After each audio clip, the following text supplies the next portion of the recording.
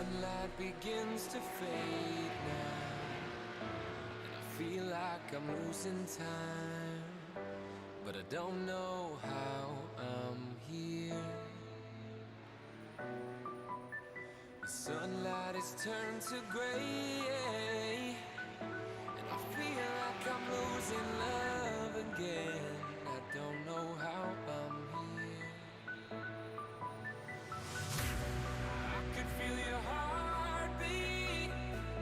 I could feel somewhere you're looking down. I could feel your heartbeat. I could feel somewhere you're looking down. 'Cause it's you I'm loving, and it's you that I wanna breathe. And it's you I'm loving, and it's you that I wanna need.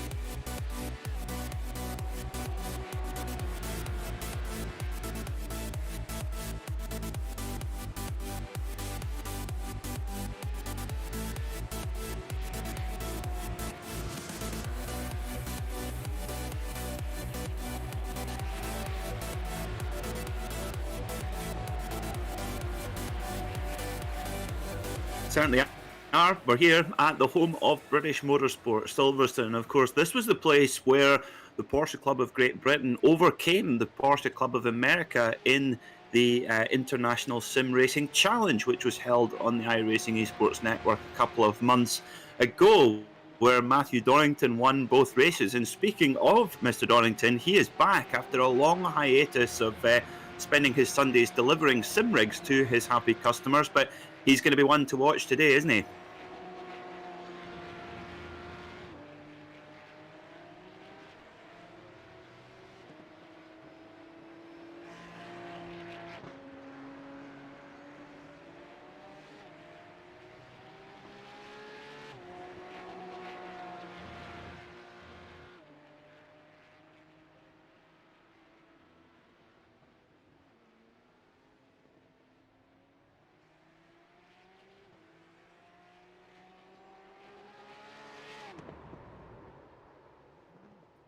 You're absolutely spot on there. He is going to have his hands full, and we must make our viewers aware right at the beginning of the broadcast that Ryan actually does have a small chance of picking up the title today if he leaves Silverstone Circuit with more than a 100-point gap from his competitors. He'd be the champion with 4 rounds to spare. At the moment, he has a 65-point lead in the championship from Austin Greatorex and a 67-point lead from Carl Sharkey. But big changes this week because Austin Greatorex, he's parking up 4 wheels and he is off on 2 wheels today on his motocross bike. So no Austin Greatorex today. So it's up to Carl Sharkey to keep Ryan Parkins at bay. And for Ryan, obviously, with a chance to close out the championship today, although albeit a slim one at least. Well, when you see all of a sudden Matt Kilhenny and Matthew Dorrington turn up, you must think, oh, guys, did you have to pick today to come back to the championship? But no, it's fantastic to see both Matt Kilhenny and Matthew Dorrington back. Matt Kilhenny had a very successful day out at Snetterton yesterday, taking his Porsche Boxster Bumblebee, his Cezanne Porsche, to a victory in the Porsche Club of Great Britain Championship over at Snetterton yesterday. So I'm sure he's in good spirits this morning, ready for the race today.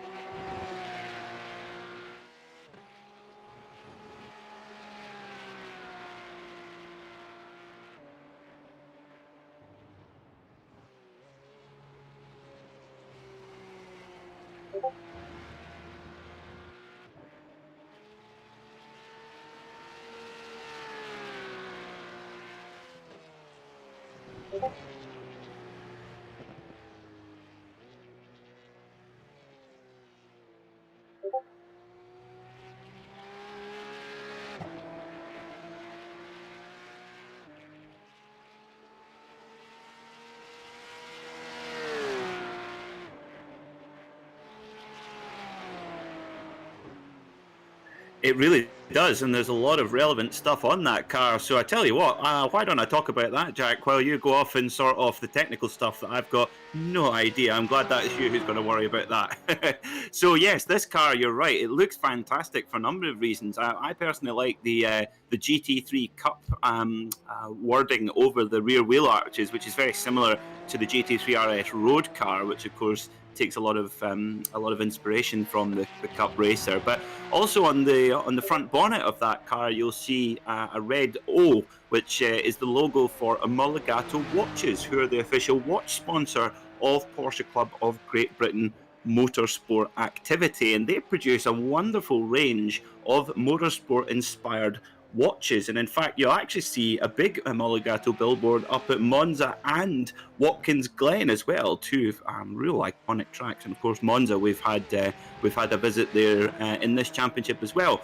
You'll also see Petro Canada lubricants on that car, which are the official oil and lubricant sponsor of Porsche Club of Great Britain Motorsports. So if you're a Porsche owner and your car is needing a little bit of TLC and needing a service before getting back out on the road, make sure that you fill up with Petro Canada lubricants. And finally, also, we've got Pirelli, official tyre sponsor of Porsche Club of Great Britain. And Porsche and Pirelli have a fantastic history. And in fact, Porsche were the first brand to approach Pirelli and ask for them to design a specific tyre for their vehicles. And that was for the 911, because, of course, the 911 has such a unique layout with the engine not in the middle. The engine is actually in the rear of the car over the back wheels. So that puts some quite unique demands on the vehicle. So Pirelli designed a tyre with a specific tread pattern to look after that car. And since then, well, Pirelli now at your Pirelli Performance Centre will now sell you a specific tyre for any type of Porsche that you might have. So if you've got a Macan SUV or a Cayenne SUV or a Panamera Saloon, anything in between, even a GT3, they will have a tyre specifically for that vehicle. So do get down to your local Pirelli Performance Centre. And of course, one thing very important for looking after your Porsche is insurance, and Lockton Insurance are our partner here with the Porsche Club of Great Britain. So if that dreadful day has come round, renewal day, make sure you give Lockton a call, and they might be able to save you some money and look after you. So we're nearly at the end of this practice session. We're looking at Carl Hazelton on screen, the number 24 machine. He's had quite an eventful season. Started up front in a couple of the reverse grid races, and certainly not been short of action, has Carl. But look at that on the top of the screen. Ryan Parkins was top, but right at the last moment of this practice session, Matthew Dorrington sets a 204.767, and Parkins 204.795. So I think we are going to be in for a real stormer today. And then in third as well, Gavin Halls, 205.086, and sadly he has retired the Harrods livery. He says that the green in the livery is bringing him bad luck, so he is actually signed for the Porsche Sport team alongside Caravan Carl Sharkey and Luke Holroyd also as well. Matt Kilhenny also setting a very strong pace as well with a 205.1. So the top four covered by just 0.4 of a second. So I think we could be in for a real treat here. And of course, the draft here, the slipstream at Silverstone, is vitally important. So next up, we'll be off for 25 minutes of qualifying. Jack, are the technical gremlins, are they under control? Good.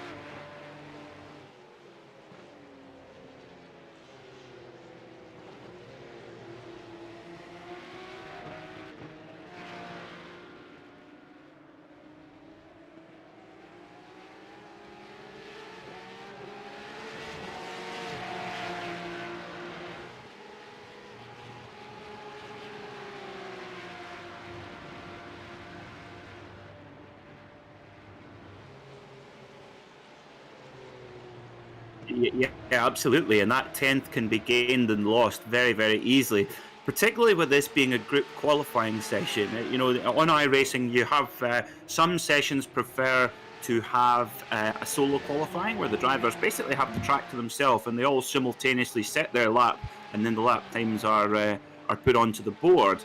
But in a group qualifying session, it's a different dynamic. You sometimes have to put up with traffic, which can obviously put you off your lap time, and also you have the potential of the slipstream effect. So basically, when the car in front is basically punching a big Porsche 911 hole in the air in front of you, and therefore reducing the air resistance on your car, and therefore increasing speed. And as I say, we've seen it so many times here at Silverstone where drafting has been massively important.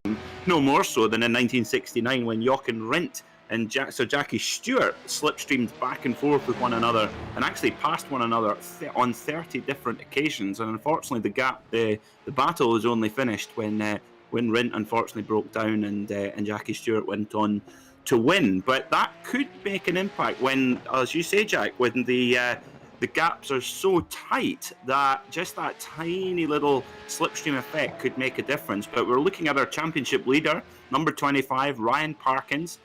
He has got a whole load of track all to himself here, so he's got a good opportunity to get out there and set some hot laps while he's got clean track, because clean track can also be a big advantage as well. If you're going to go for the draft and try and tuck in behind someone, you've got to make sure that they're a little bit faster than you so that you can get the maximum benefit. But for Ryan, well, there aren't many people faster than him, of course, if any. So he's gone out there and got some clear track. So watch for him to put some quick times in early on.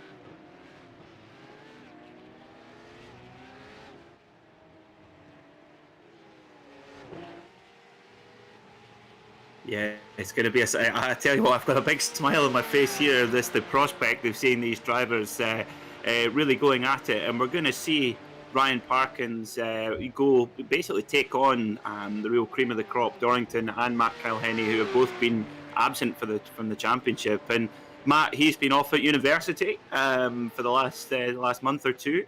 So for those who are relatively new to the series, Matt Kilhenny is a real-world Porsche Club of Great Britain racer. As I say, he won the Boxster race yesterday at Snetterton, and his father, Peter, races in these very cars in the British Carrera Cup. And both of them are coached by a guy called Ben Barker, who drives for Gulf Porsche in the World Endurance Championship and at Le Mans. So he's got some real racing pedigree in the family, and was very narrowly missed out on winning our 12 Hours of Snetterton charity sim race a couple of months ago, back in May now. God, that's a while ago now. But he's very, very strong. But as I say, Matthew Dorrington represented the club incredibly well in the International Sim Racing Challenge, where we had one round at Silverstone and one round at Road America when we took on the Porsche Club of America. And Matthew was absolutely extraordinary in that race as well. Now, looking at Carl Sharkey, number 77, I noticed on the start-finish straight he was actually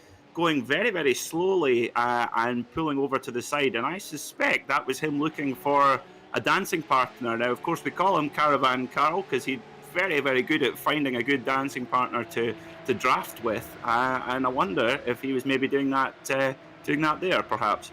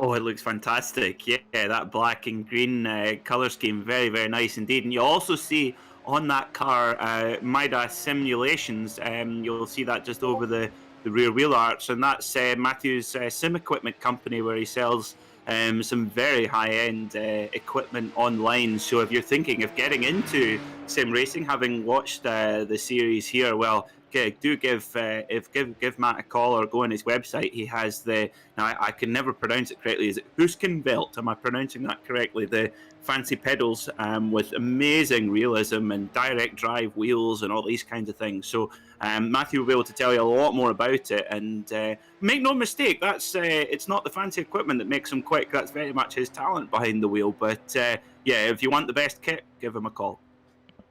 Thank you very much for that. And everybody, I am so sorry you haven't been able to hear me throughout the stream. And that was, I can't blame anybody else for that. That was 100% on me making a mistake and just not looking at what my mic volume was set to. I was having some issues during the 24 hours of Spa, so I edited my mic volumes and, well, it seemed to carry over even after a full restart of the PC. So I am sorry, everybody. You haven't missed out on much. Peter's done a great job of keeping everybody updated as well, and the overlays do help. But to sum up, basically what you've missed out on, we're just saying that Oulton Parkins and Kyle Henney will be looking for a nice close battle throughout today, and we were looking at, I think it was Carl Sharkey not so long back. It was, yeah, when he was going backwards, or he was going very slowly over the start-finish line in one of the two Porsche Sport cars, and then the other Porsche Sport car, I can't find it straight away, but I can't remember. There it was,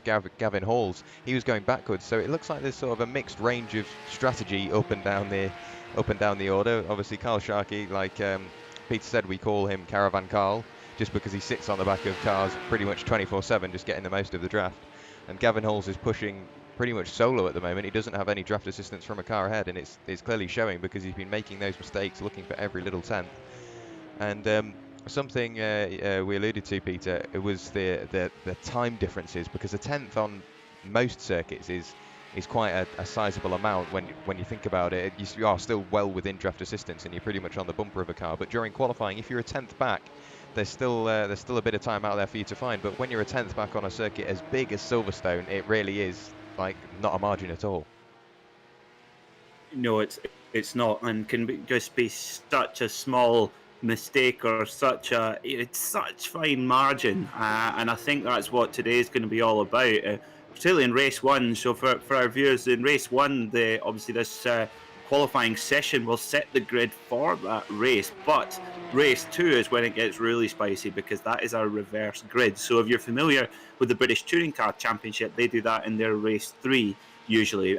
We do that for our second and final race of the day, and well, it's never short of action. So whoever finishes at the top has to start right at the back and has to make their way through the fields. But I still think even with that reverse grid, it's all going to be about our top three on screen right now: Dorrington, Parkins, and Kyle Henney. And I think it's going to be special. And also the draft going down the Hanger Straight and also the Wellington Straight, even if one of those drivers is maybe a tenth or two off, they can easily make that up by sitting on the back of the pack and getting kind of pulled along. It's going to be an absolutely fascinating day here at Silverstone.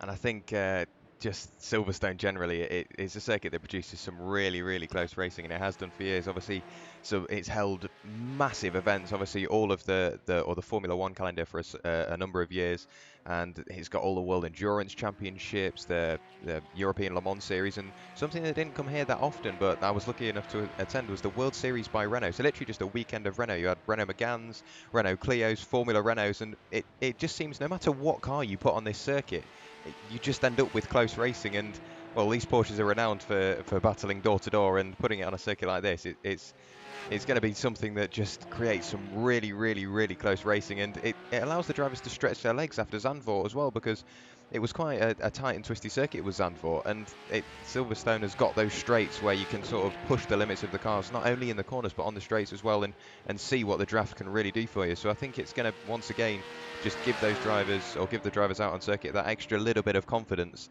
to push the cars that bit harder. Yeah, absolutely. Silverstone is.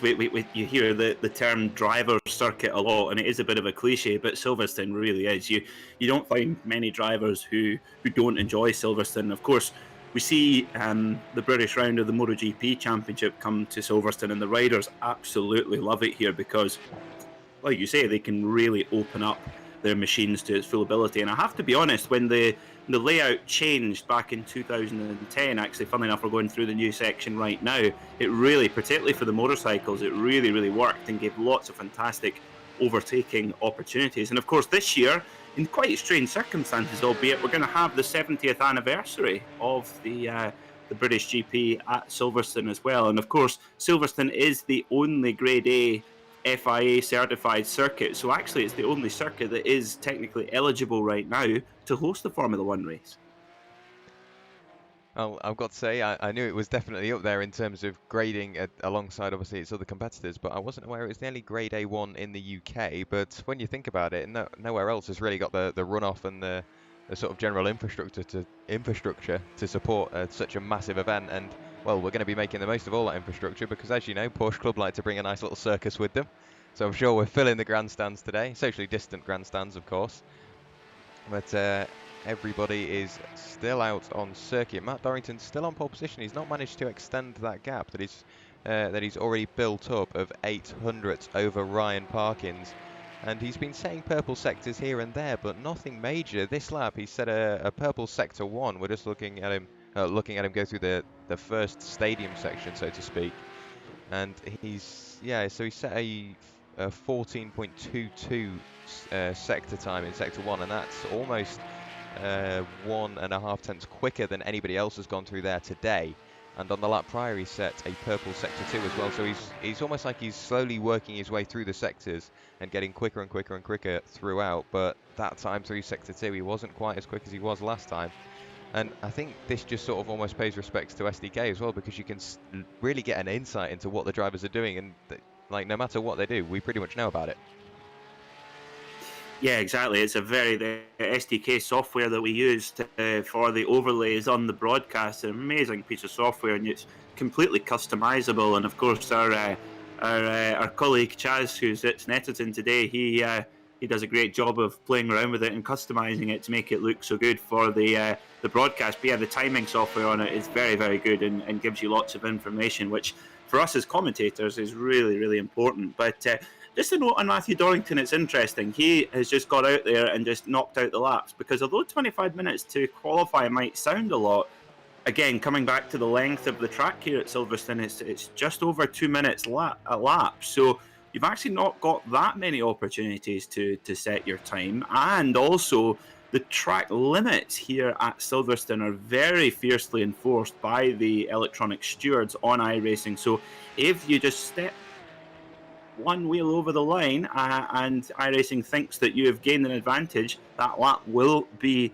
invalidated, and we'll see quite a few drivers having laps invalidated in this session. Make no mistake about it. So actually, Dorrington is doing the right thing by just getting out and just knocking out laps, and that also shows pretty much a serenity and a confidence in his pace and his ability. So it's funny how the fastest drivers, they just want clear track to be able to use that pace to its full advantage. Andrew Marston on screen in the pink pig with the novice sticker on the back, one of our real favourites here in the commentary box, number 111. Of course, the pink pig, a hugely significant livery in Porsche history.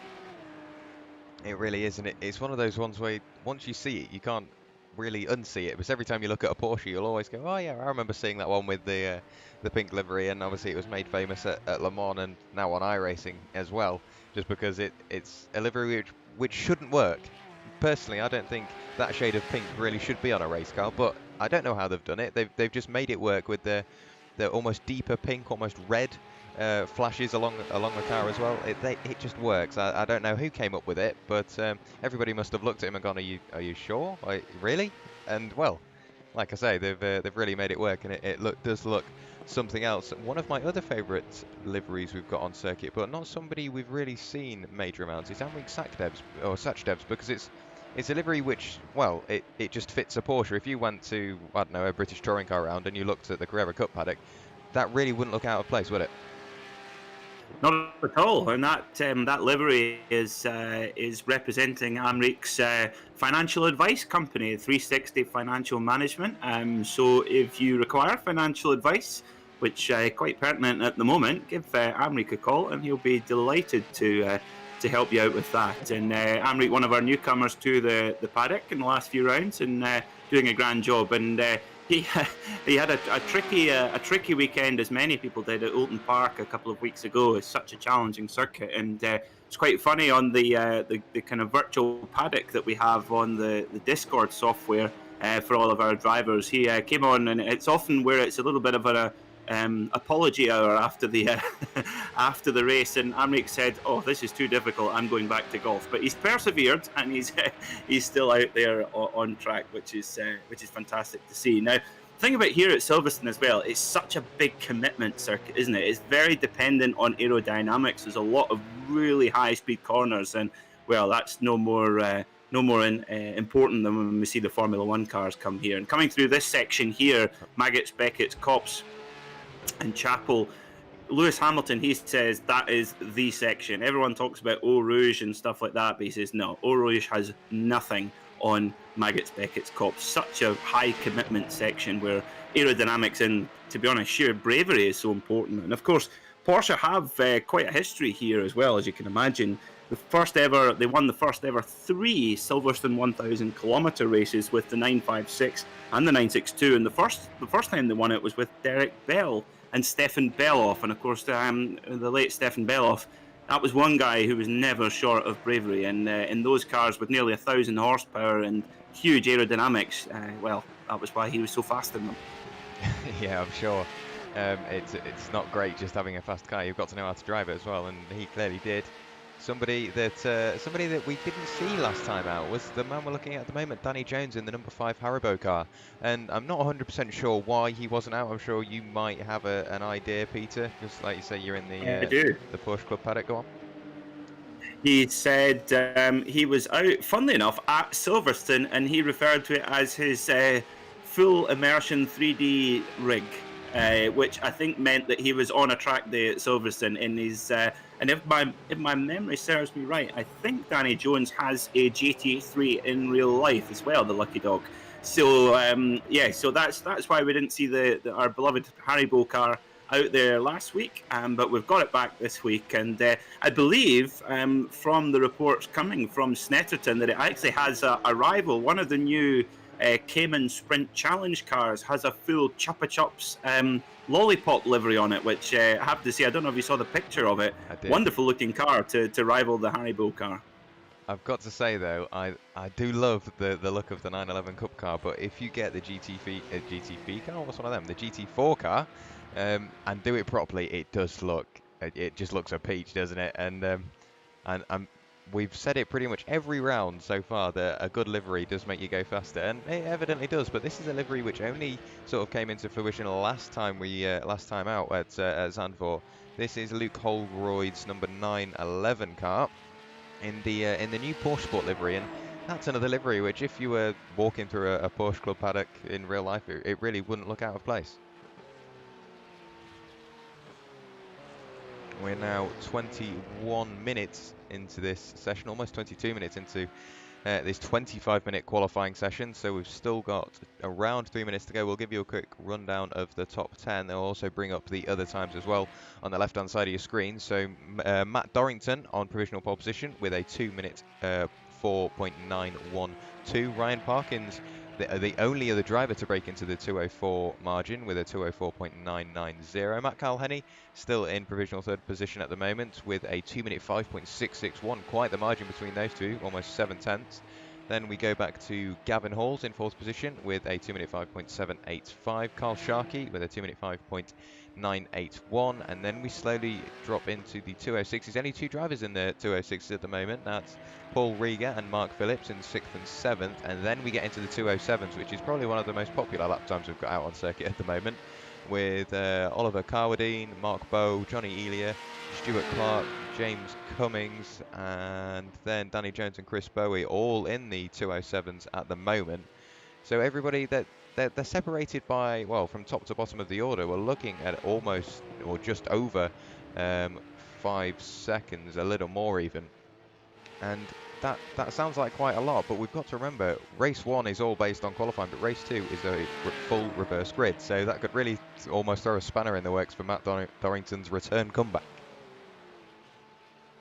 Well, I think there's actually a really important point to make there, Jack, because one thing that we've mentioned quite a few times in the broadcast is that there's a fantastic community atmosphere in this paddock. It's something that obviously you won't see on track, but behind the scenes, the faster drivers, guys like Gavin Halls and Matthew Dorrington, etc., actually do a midweek track walk and try to give advice to some of the less experienced drivers to try and get their pace up. And I can tell you, if we held this race at the beginning of the season, that gap between the really quick pace of Matthew Dorrington and at the end of the field that gap would be far, far larger. But everyone's just got faster and faster, and the gaps have closed up. And we saw that with Mark Phillips last weekend at Zandvoort, having a fantastic weekend and getting up with 2 really, really good results and running with the fast guys. And that is what I love about being a part of this community and commentating on it, because the fastest guys don't just come, put it on pole and win and then go home again. They really do get involved with the whole community, and that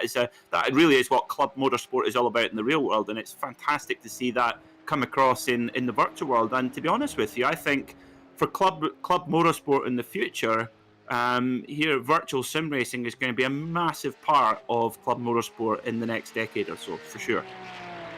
I think, yeah, like you say, it's just got a great club feel about it, and that is probably what a lot of these drivers do it for as well. Because if you get into maybe World GT or Simracersworld Pro, even that's still got quite a club feel about it, but it's got sort of that extra little caliber about it. And I think Porsche Club just do a great job of making it, yeah, like you say, it's got a great little club feel, and everybody's, like you say, chipping in to help each other, and that's just great to see as well. And in a car which isn't exactly the easiest to drive, it really will make all the difference, as we've just ticked over the 25-minute mark of this session, so this will be the last lap for everybody out on circuit. We're now looking at Carl Hazelton, crosses the line now. Can he improve upon his time? He cannot. Posted a 2-minute 12.977, so not quite what he was looking for late on in the session. We've got Gavin Halls about to cross the line very shortly. I think Mark Phillips is just behind him as well.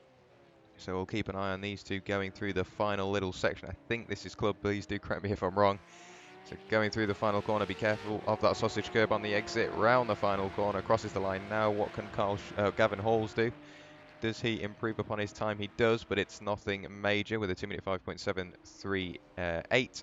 And Mark Phillips does improve upon his time, but doesn't improve his position with a 2 minute 6.93, or 0.39, pardon me. Who else have we got out on circuit? Amrik Sachdev just coming through the final corner. And like we've said it before, that qualifying is important, but you've got to keep in the back of your mind, if you place your car sort of in the middle of the pack, yes, it's going to be busy at the start, but if you can slowly start to work your way up, or even stay midway in the pack, it will leave you in a nice starting position for race 2 as well, won't it?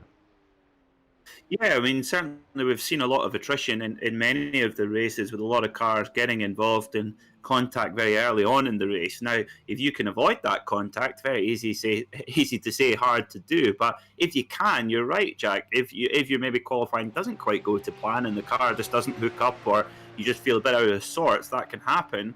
But the day is far from over, of course, with 2 races, and of course one with a reverse grid. You've always got a chance to get to the front. And yeah, I think taking those first couple of laps really gingerly is absolutely vital for our drivers, because this GT3 Cup car, I find it does take a good couple of laps to really come into its own, to get all the temperatures and the tyres up. It doesn't have anti-lock brakes either, so I find that you do need to settle into a rhythm quite gently in this car. Yeah, it's a car which doesn't, or it does reward very clean and smooth driving, but if you push it that extra little bit too much, like you say, it really will bite you. And we're just about trying to tick over through the session. James Cummings deciding he's going to do a nice slow in lap and go down the pit lane. Might be able to get a look of him coming down the pit lane. There we go. Everybody in their various pit boxes, and I'm sure as soon as he gets into his box and gets out of his car, we will have some qualifying results for you, so we can run you through the grid very shortly. But that 25 minutes went very quickly, and I'm hoping the 20-minute race doesn't go quite as quick, because well, I'm assuming it will, because it'll be full of action. But I can't stop watching these cars where they're racing door to door. You could watch it all day.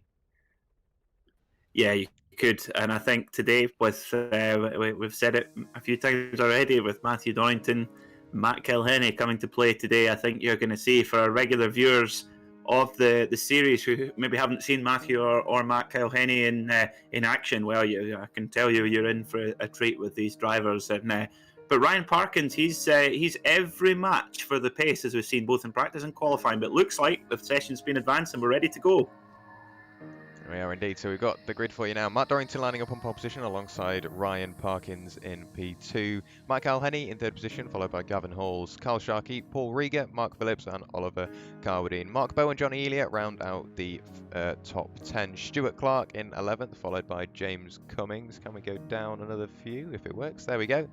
So Danny Jones in 13th, Chris Bowie in 14th, Luke Holroyd lining up in 15th with Angus Archer for company. Mark Baxter Jones lining up in 17th, Ryan Penny in 18th, Amrik Sachdev in 19th, Mark Searle in 20th in the number 777. Then we go to Carl Hazelton, and running out the grid, I think, is Andrew Marston. We'll have a look back. Have we got any more? We don't. So quite a short grid today. I was expecting a few more than that, but we really don't have many on the grid, and that could mean that the race is extra hectic. So everybody is pushing for those final little spots, and everybody's on the grid. You can hear the cars humming away in the background, and that can only mean one thing: we are about to go green flag racing here at Silverstone, and well, I really can't wait for it. We'll shut the music up, mainly because we can listen to the beautiful soundtrack of the Flat 6 911 GT3 Cup cars. Hear people eager to go revving the engines, and we're on the grid for quite a while. I don't think we've got anybody else waiting, so I'm expecting to see the lights come on now. There we go, the gridding phase has started, so the lights go on now. Climbing up through 5 lights on, and we're away here at Silverstone for round 11 of the Porsche Club Sim Racing Championship. Matt Dorrington gets a great start. Ryan Parkins just behind, challenging up the inside, going through turn 1. Gavin Halls and Matt Calhenny very close. I think that was Gavin Halls going backwards through the order as well. Oh, he's been collected by somebody else. I think that might have been Johnny Elia, possibly, who went up onto the bonnet of Gavin Halls. But back to the leader there, Matt Dorrington. He's really starting to pull away from Ryan Parkins already. We've only gone through about 3 or 4 corners, but you saw how sideways Matt Dorrington got there. Mark Bowe's dropping down the order as well, so he's been collected up by somebody else. He's gained 1 position, but lost out to Mark Baxter Jones, who we just saw go out of the left-hand side of your screen. Danny Jones in the mix as well, and I think we were pretty much nose to tail, and the only people that really got hurt from that was Johnny Elia, Gavin Halls, and I think Luke Holroyd is way at the back as well. He is indeed in the number 911 car, but that was quite a hectic turn 1, but I think they've got it out of the system now where we can get some nice close racing in.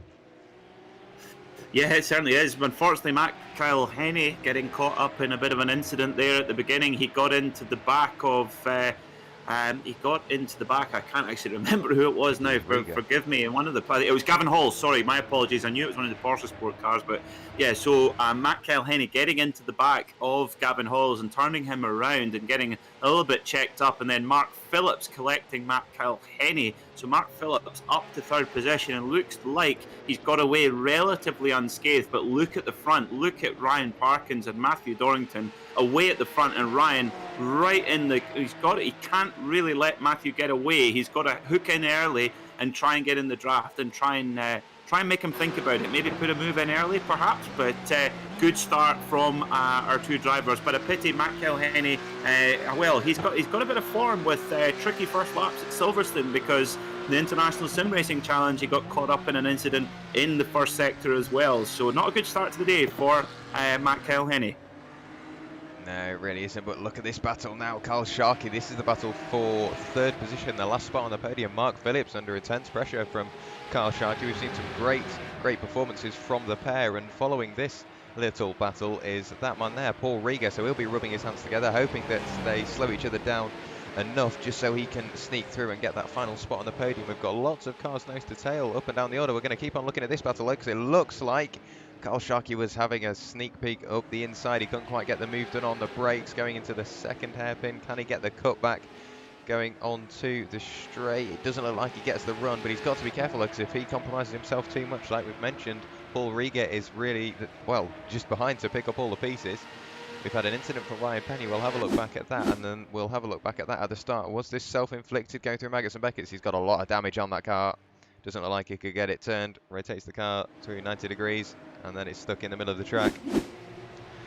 But we'll have a look back at the start at some point. I don't want to look away from all these battles. Everybody's nose to tail, and I know it might not come to much, but you never know. One small little mistake, and that could be 3-4 positions lost when you're, well, on each other's bumper.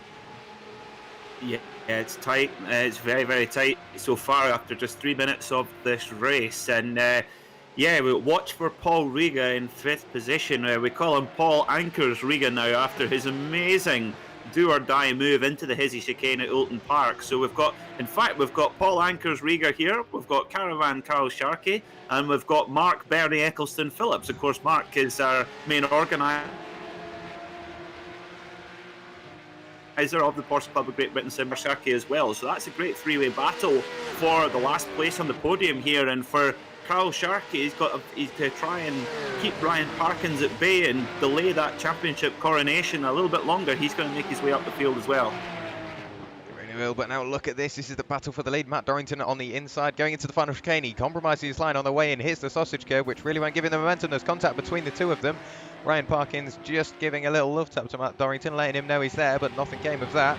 Still continuing on. Matt Dorrington crosses the line for the second time of asking, but he really hasn't shaken away the attentions of Ryan Parkins just as yet. That really will be what he's hoping for. But behind this battle, 3 seconds back, is this battle here. This is Carl Sharkey still doing everything he can to get past Mark Phillips, going into the hairpin once again. He has a look, filling his mirrors, but he's a little too far back to get the move done on the brakes. And you can see how close Paul Rieger is now. This has gone from a two-way battle into a three-way battle for the final spot on the podium. And it seems like the podium won't be settled until we cross the line, because we've seen lots of chopping and changing, but nothing has really come of it just as yet. We're 5 minutes into the 20-minute race, so we've still got plenty of time to go, and we've still got battles up and down the order. This is Danny Jones, someone we looked at during qualifying. He's up the inside, going into the hairpin of, I think that was Mark Searle. It was indeed. Now giving it a go around the outside. Can he get the move done? He's compromised himself, though, so that's Luke Holroyd looking up the inside as well. He's got Carl Hazelton just behind, but the Haribo car is the meat in the sandwich at the moment. Once again in the draft, going down the first straight on the run up to Brooklands and the rest of the stadium section. He's really got the overspeed there. Got late on the brakes. Can he get up the inside? He does this time. Luke Holroyd's having a look. There's contact between the two, Mark Searle and Luke Holroyd. I think they've swapped positions now. They have indeed. So Luke Holroyd working his way up through as well, and that's Mark Searle under pressure from Carl Hazelton as well. So lots of battles up and down the order. We'll go back to this battle for P3. Carl Sharkey is now leading Mark Phillips. Was that the way it was earlier, or am I forgetting something? No, Carl's got past. Mark was furiously trying to defend there. As we look at that, just gets a little bit wide on the exit of Copse, and then heading into Maggots Beckett's, Carl's able to get it done, and it's only one line through there, and Carl gets it done. I mean, Mark was doing a great job there to really defend well, but Carl's got the job done, and that's now put Mark Phillips into the clutches of Paul Riga there in that blue and white machine as we head into the final section. And I have to say, Jack, we've seen it already. A lot of the overtaking action has been in the new sections. Normally when a racetrack is altered from its original layout, it often reaches criticism, but I have to say Silverstone, they did a great job with the new improvements to the track in 2010, and the new sections provide some fantastic racing opportunities. They really do, and we're now looking at another fantastic racing opportunity here, going into one of the new sections once again, the slightly tighter final chicane. Danny Jones is still just about fending off the attentions of Luke Holroyd, but he's really not wanting to stick around. You can almost see how much he's slowing him down, because he's pulled away from Mark Searle even while he's been battling. So if Luke gets into some of that clean air, I'm sure he'll slowly start to disappear into the distance, but he might bring Danny Jones with him. But 4.5 seconds is the gap between this little battle and Chris Bowie ahead, who's in a world of his own, trying to chase down the very brightly coloured Johnny Elia, who's chasing down Angus Archer, someone we haven't seen major amounts from. I was expecting a slightly better qualifying from Angus, but he's done what he can during the race, gaining 3 positions from where he started. Mark Baxter Jones, the driver ahead of him, there we go, in the almost teal and turquoise coloured car. He's gained 5 positions from where he started. And somebody else that has gained plenty of positions is this man here, Mark Phillips. We saw him just briefly lose one as he's going through Copse now, but he's gained 3 positions from where he started, and it's not looking like he's wanting to give up another to Paul Riga, and he's doing everything he can to chase down Carl Sharkey. But the leaders now 5.5 seconds, even while battling. They're just disappearing into the distance. Yeah, they're in another county, aren't they? They really are operating at a seriously high level here. Matthew Dorrington and Ryan Parkins racing very close, but as you can see, racing incredibly clean. Was an ever so slight rub, I think you're right, in that a couple of laps ago in the final section, but minimal. Yeah, this is brilliant to watch drivers at this level. Like I say, it's when you're watching it, these drivers make it look so easy, but I cannot tell you just how tricky this is to drive these cars at that sort of pace. I have to say, I'll tell you how tricky it is. I have no idea what it's like to drive at this pace, because I can't. And that's the great joy of sim racing as well, is that you, for relatively little cost, you can basically drive on this circuit, on this track, the same as the drivers can, and you can get a much greater impression for the skill of the drivers than you can in real-world motorsport. Yeah, one thing to take into consideration as well is that, well, like you say, it's got very little cost. So if you make the mistake and end up being collected by the Armco or the tyre barrier, you haven't got to pay any damages. You just click the reset button and you get a brand new car as well. So I think that also comes into effect as well, because you've got that confidence to push a little harder, knowing full well that yourself, well, depending on the strength of your wheel, are very unlikely to come to any harm if you have an incident as well. So I think we really do see some absolutely amazing driving on show. This battle really isn't going away. It's already been firing for around 10 minutes of the race, only halfway, and I don't think it's going to go away anytime soon. We've had lots of incidents up and down the field. I'll have to have a look back at those. This is the first incident of asking. This is Carl Hazelton up the inside of Mark Searle. Will he get that slowed down? He won't. He was late on the brakes. I didn't think he was going to get it slowed down. Lots of damage on the front left wing of that car. Mark Searle, I think, got away with it lightly. And now looking at Chris Bowie going through turn 1, over-rotated the car on the way in. Does he come back across the circuit? He doesn't. Well, he does there. He locked the brakes. Does a great job of getting out of the way, well past the grass onto the tarmac. And then the final incident, this is Mark Bowe, over-rotated the car going onto the straight. Does he slow it down before the barrier? Just a little kiss. I don't think that will do much damage to the car. We'll go back live with him. I think he's in a world of his own at the moment. 7.5 seconds behind him, and he's chasing down Angus Archer, who is chasing down Johnny Elia after that incident. So lots of people mixing up and down the order, and the leaders are closer than ever, Peter. And here goes Ryan Parkins on the outside line there. Matthew Dorrington having to get really defensive, coming through Vale and into the club section at the end of the lap. And well, we're just gone past half distance, but this is getting really spicy now. And Ryan Parkins looks like he's got the pace to perhaps put a move on Dorrington. So the thing about Silverstone is there's no point trying to force a move where it's not possible. It's best to think, where are the moments where I can put a move on my competitor. And it's all about lining it up. And it sometimes can take half a lap to set the move up, but just making sure that you're right there at the correct moment. One move where I quite like it is sometimes into stow. You come down the hanger straight and then stuff it up the inside there. So we'll need to see where Ryan decides to make his move, because it looks like he's putting one together right now. Yeah, you saw him jink out to the inside. Just, I don't know whether that was an intention of a move or just trying to fill his mirrors, put Matt Dorrington under that extra little bit of pressure. But these two only separated by around 3/10, and it looks like quite a lot less than that. But they are, according to the timing, 3/10 apart. Matt Dorrington still the leader of the two. We'll try and get back to a TV cam. No, that's not what I wanted. There we go. We will find a TV cam eventually. Matt Dorrington going through Copse Corner, still leading Ryan Parkins. Ryan looks like he gets the better run. Almost a bit of sideways action for the pair of them, going up to Maggots and Beckett's clipping the grasses. Matt Dorrington looking for every little advantage you can get, using all of the circuit and then some. You saw there going through Maggots, using all of the curb as well. How does he take Chapel? Does he use all the curb there as well? And a bit of green beyond that. So really looking to extend that margin, and they are now almost 6 seconds away from the battle behind, which is almost quietened down. Carl Sharkey's disappeared into the distance, and he's left Mark Phillips and Paul Rieger battling. And I'm guessing with what 7.5 minutes of the race still to go, those two will be battling race long as well. Yep, and Carl did a great job there to break the slipstream, break the toe from Mark Phillips behind him. That takes quite a big pace advantage to break away, because of course Mark would have been getting that slipstream benefit from the back of Carl's car. Good job from Carl Sharkey, putting in some really strong laps and looking comfortable third place on the podium right now. And of course what that will mean is that with Carl sitting third in the championship, he will move up to second, past Austin Greatrek, who of course isn't here today. And we need to do the maths at the end, but I think that will delay the coronation of Ryan Parkins as our champion to at least next time out. Now where are we off to next time out? That's terrible, I've forgotten. I know we're Brands Hatch at the end. Where are we off to next time, Jack? Can you remember? Let me have a look. I'm going to very quickly go through the sheet. We are going to Spa next time out. Spa, oh yeah, what a place to be crowned, the racetrack of kings. And of course you've done more laps of Spa in the last 24 hours than you would like to admit, haven't you, Jack? Yeah, to be fair, a very, very last minute change, but I was ready and waiting. I even borrowed my dad's wheel to do so, because I managed to break mine. But yeah, with me and a few mates have been doing the 24 hours of Spa, and well, let's say our car looks a little more second-hand than what a lot of these guys do. We've managed to go through 3 engines, which is quite nice. So the bill will come through for that at the end of the month. I think it will almost be into 7 figures.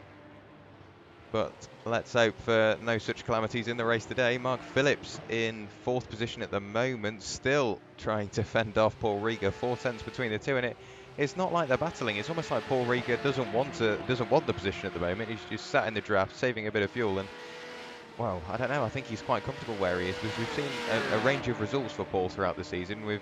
I think we might have even seen a couple of retirements maybe, or some very low down finishes. But 5th position at the moment really is a great result. And Mark Phillips, we've seen some very, very strong results from him, and he won't be willing to give up that position anytime soon. And like you say, Carl Sharkey's done an absolutely amazing job, and he's only extending that advantage 2.5 seconds between him and Mark Phillips now. Well, he's got quite a bit of work to do if he wants to catch Ryan Parkins. 6 seconds up the road is Ryan Parkins, 7 seconds is Matt Dorrington. So look at the gap between those two. Speaking of, yeah, Matt Dorrington puts in a 2:05.7, which is in race trim is incredibly impressive. About 0.7 of a second quicker than Parkins on that last lap, so he's just stretching the gap slightly and getting into the region now where he might be able to break the draft from Ryan Parkins from behind him. Now, remember, this is a little bit like when we had a couple of wildcard appearances from Dave Cameron, is that Matthew Dorrington, because he's only competed in 1 round in the championship, he's obviously not a championship contender, whereas Ryan, he's trying to get a championship over the line. So it could be that he's had a go, and he's thinking, you know what, you take it, and I'll get in second in step 1. Very big one very big way forward to claiming this inaugural Porsche Club of Great Britain Sim Racing Championship. And like I say, he has got his hands full trying to make it happen, because Kyle Sharkey, he is only there, really not far behind, 6.5 seconds now, almost 7 seconds. So while we've been looking at them, Matt Dorrington and Ryan Parkins, although they're separated together, they are still slowly disappearing into the distance. The gap has come up by a second in, well, just under a lap. So that is incredible progress for the lead pair. Danny Jones has had an incident as well. Let's see what's happened to Danny Jones around the outside, going through Beckett. I wasn't expecting that to work. Does he collect the wall? He doesn't. Gets it slowed down just in time. Does he carry on though? Was quite a big hit. It looks like all the bodywork is just about there. The car might not be tracking straight. I think that was Mark Searle in the background. Let's have a look to see whether Mark Searle had an incident. He did indeed. Dave rotated the car by himself. Whether that was just pushing a little too hard on the way in, or dabbed the brakes and unsettled what is not necessarily the most planted car in the world. Through Beckett, struggling to get it pointed the right way. Grabs the gear that he wants. There you go. Gives it a bootful and lights up the rears and gets it going again. We'll go back live with him just to see how he's getting on. Going through the stadium section, down the old start-finish straight. Doesn't look like he's having any issues at all anymore. Somebody we haven't looked at much throughout the stream, but somebody that's very, very close is this man here, Oliver Carwadine, fending off the attentions of Stuart Clark. Those two are nose to tail. I didn't see this battle earlier on, so it must have only just come together, but this is the battle for 8th place, and Oliver Carwadine is currently in the position where he started. Stuart Clark has gained 2 positions, and he'll be looking to increase that margin. So Stuart really on a charge up the order, but they're in a world of their own once again. That seems to be the sort of hymn sheet that Porsche go off at the moment. You find a battle, then you sit with it, and you end up in a world of your own, because they've got 2 seconds behind them and 3.5 seconds in front of them.